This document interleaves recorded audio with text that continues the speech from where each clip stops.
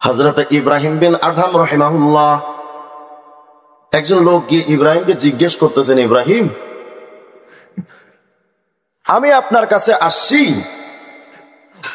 ইব্রাহিম আমি আপনার কাছ থেকে জানতে চাই, ইব্রাহিম আমি আপনার কাছে জানতে চাই এমন একটা আমল বাতলে দেন যে আমলটা যদি আমি করি গুনাহ করলেও যেন আমার অসুবিধা না হয়, গুনাহ করবো জান্নাতেও যাব। কি আমল করলে এমন আমল কন? কত বড় বাটপার চিন্তা করে। এমন একটা আমল বলে দেন যেন গুনাহ করতে পারি আবার জান্নাতেও যেতে পারি, এমন একটা আমল বাতলে দেন। হযরত ইব্রাহিম বিন আদহাম বলেন, আল্লাহর বান্দা শোনো, ইন কাতিলতা খামসা খিসালিন ওয়া খাদারতা আলাইহা লাম তাদুররুকা মাসিয়া। পাঁচটা কাজ করো, যত গুনাহ মনে চাই করো, কোনো অসুবিধা নাই। তুমি চুরি করো, ডাকাতি করো, জিনা করো, বদমাইশি করো, রাজধানী করো, যা পারবা করো, পাঁচটা কাজ করবা। এই পাঁচটা কাজ যদি করো, যত গুনাহ করো কোনো অসুবিধা নাই। এক নাম্বার, ইদা আরাদতা আন তাসি আল্লাহ ফালা তাকুল রিজকা। হে আল্লাহর বান্দা, যখন তুমি গুনাহ করবা সর্বপ্রথম একটা আমল করবা, তুমি আল্লাহর রিজিক খাওয়া বন্ধ করে দাও। আল্লাহর রিজিক খায়ও না। লোকটাকে, হুজুর আপনি এটা কি করেন? ফাইনা আকুল, তো খাবো কোত্থেকে? আকুল্লু মা ফিল আরদি মির রিজকিহি, সমস্ত রিজিকের মালিক কে? আল্লাহই তো সব রিজিকের মালিক। তো যদি আল্লাহ রিজিক না খাই তো খাবোটা কি? হযরত ইব্রাহিম বিন আদহাম বলে, আল্লাহর বান্দা তাহলে আমার একটা প্রশ্নের জবাব দাও, তুমি আল্লাহ রিজিক খাবে, আল্লাহ রিজিক খায়া নিজের শরীরের মধ্যে শক্তি গোছাবে,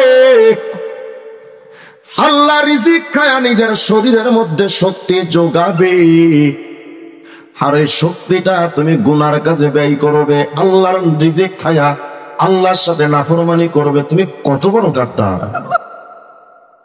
কিভাবে সম্ভব এটা? বাপের এটা খায়া সন্তান তো বাপের বিরোধিতা করে না, নিজের দলের লোকের থেকে কিছু পায়া তো চামচামি ছাড়া কোনোদিন দলের বিরোধিতা করে না। তো আল্লাহর বান্দা বারে আল্লাহর রিজিক খায়া তুমি ওই আল্লাহর সাথে কেমনে নাফরমানি করবা? কিভাবে সম্ভব? কজর এটা এমন একটা কথা কইলেন, এটা তো সম্ভব নয়। বা দ্বিতীয় নম্বরের কথা কন, কি করলে গুনাহ করা যাবে? বিরক্ত হচ্ছে নাকি আপনারা? মনোযোগ দিয়ে শোনেন। গুনাহ যখন করতে যাবেন এই পাঁচটা জিনিস মাথায় আনবেন, তারপরে গুনাহ করেন, অসুবিধা নেই। হযরত ইব্রাহিম বিন আদহামকে লোকটা প্রশ্ন করলেন, হাতি সানিয়া, দ্বিতীয় নাম্বারটা বলেন। আল্লাহ রিজিক না খা বাঁচব না। হুজুর দ্বিতীয় নাম্বারটা বলেন দেখিনি, পারি কিনা? হযরত ইব্রাহিম বিন আদহাম বলে, আল্লাহর বান্দা রে, গুনাহ যখন তুমি করবে, ওই গুনাহ করার আগে ইদা আরাদতা আন তাসি আল্লাহ ওয়া আনতা তাহতা রিজকিহি, এই আল্লাহর বান্দা, আল্লাহ রিজিক খাও, যদি তুমি যদি গুনাহ করতে চাও, ফালা তাসকুন, তাহলে এই দুনিয়ার কোন একটা অংশে তুমি বসবাস করো না, আল্লাহর দুনিয়ায় তুমি বসবাস করো না, আল্লাহর দুনিয়া থেকে চলে যাও। কৌজির এটা কি কইলেন? সমস্ত পৃথিবীর প্রতিটা ইঞ্চি মাটি আমার আল্লাহর। আল্লাহর দুনিয়া থেকে যদি বাহির হয়ে যেতে হয়, কোন জায়গা তো আমার নাই, আল্লাহর দুনিয়ায় তো আমার থাকা লাগবে। হুজুর এটা আপনি কি কন? আল্লাহ রিজিক খেতে পারবো না, আল্লাহর জমিনে থাকতে পারবো না, এটা কি কথা কন আপনি? হযরত ইব্রাহিম বিন আদহাম বলেন, ইয়া হাদা, হে আল্লাহর বান্দা, তাসি আল্লাহ, আল্লাহর নাফরমানি করো, ওয়া তাকুল রিজকা, অথচ আল্লাহর রিজিকও খাচ্ছ, ওয়া তাসকুন বিলাদা, আল্লাহর জমিনে বসবাস করো, এটা কেমন কথা? আল্লাহর ঘরে থাকছো, আল্লাহর তো খাচ্ছ, আবার সেই আল্লাহর সাথে নাফরমানি করতে গুনাহ করো, এটা কেমনে সম্ভব? লোকটা কয় হুজুর কি কোন আপনি এগুলা? এবার লোকটা কয় হুজুর হাদিস সালেসা 3 নাম্বারটা বলেন তাহলে কি করতে হবে?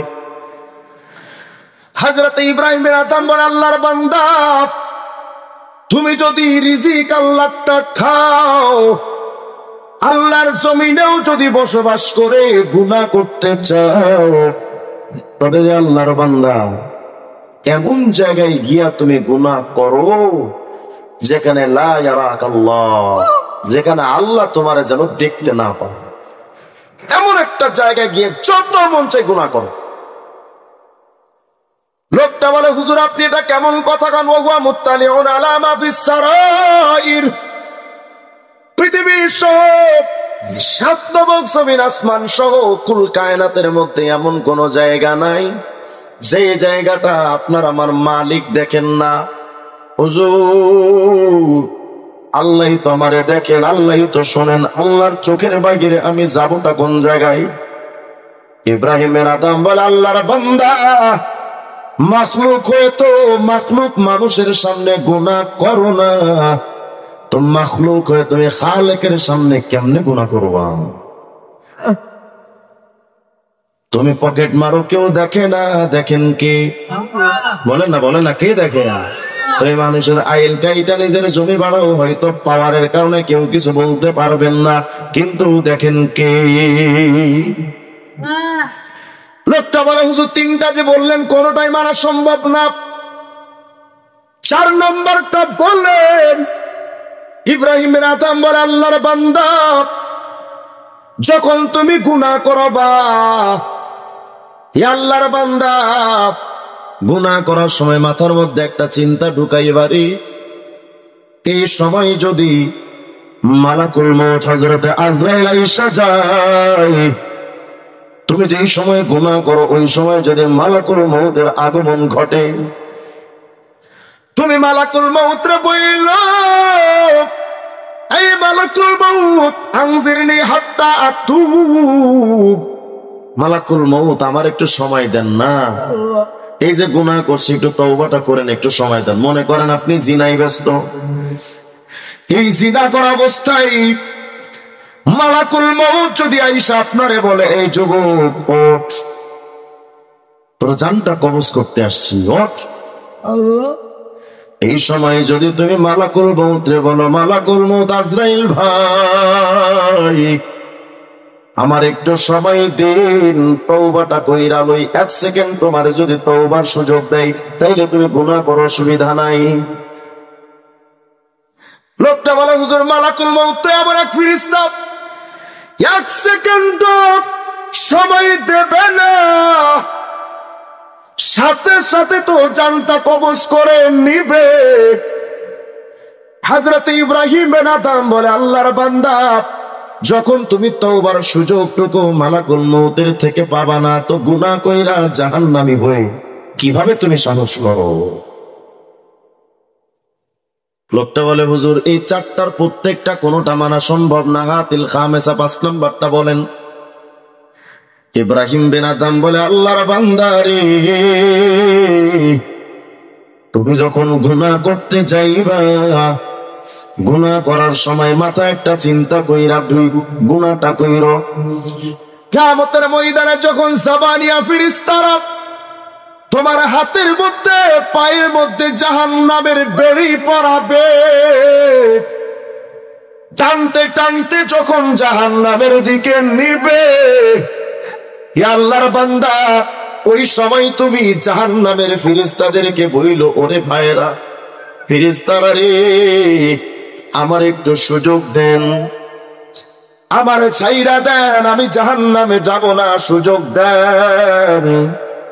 হে আল্লাহর বান্দা করো না, ওই জাহান্নামের ফেরেশতা তোমাকে 1 সেকেন্ড সময় দেবে, বলে হুজুর দেবে না, তাইলে আমারে কও গুনাহ কইরা তুমি জান্নাতে যাবা কেমনে? গুনাহ করার আগে চিন্তা কইরেন 5টা আমল, আমি পারলাম না তো গুনাহ কেমনে করবো?